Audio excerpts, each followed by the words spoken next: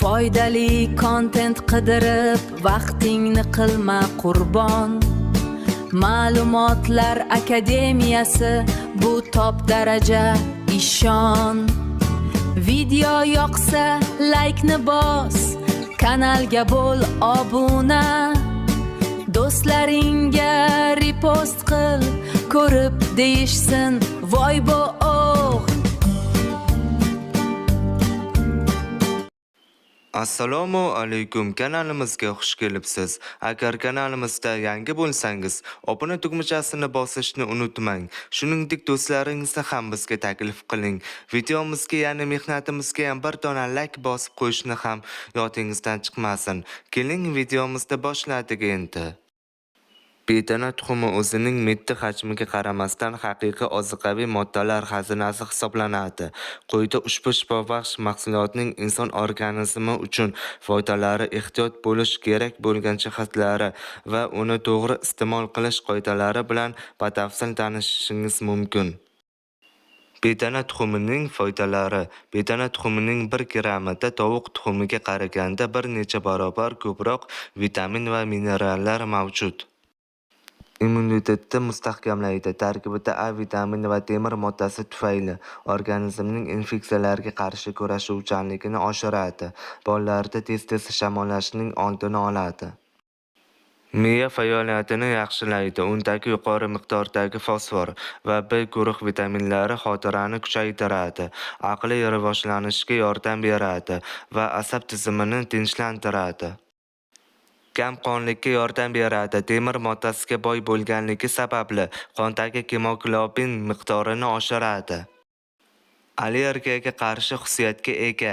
Tovuq tuxumidan farqli o'laroq bedana tuxumi juda kam hollarda allergiya chaqiradi. Undagi avomukoid oqsili hatto allergik reaksiyalarni kamaytirishga yordam beradi. Oshqozon ichak trakti uchun foydali. Gastrit va oshqozon yarasi bilan og'riydigan bemorlarga oshqozon devorini himoyalovchi va kislotaligini normallashtiruvchi vosita sifatida tavsiya etiladi. Erkaklar salomatligi uchun tarkibida foydali aminokislotalar va rux, erkaklar jinsi tizimi hamda gormonal balansi uchun juda foydali hisoblanadi. Zararlari va ehtiyotkorlik choralari. Bedana tuxumi qanchalik foydali bo'lmasin, ba'zi hollarda ehtiyotkorlik talab etiladi. Xolesterin miqdori. Garchi tarkibida foydali yog'lar ko'p bo'lsa-da, bedana tuxumining sarig'ida xolesterin miqdori yuqori. Shu sababli yurak, qon tomir kasalliklari bor. Xolesterini yuqori bo'lgan insonlar me'yoridan oshirmasliklari kerak. Jigar va buyrak kasalliklari.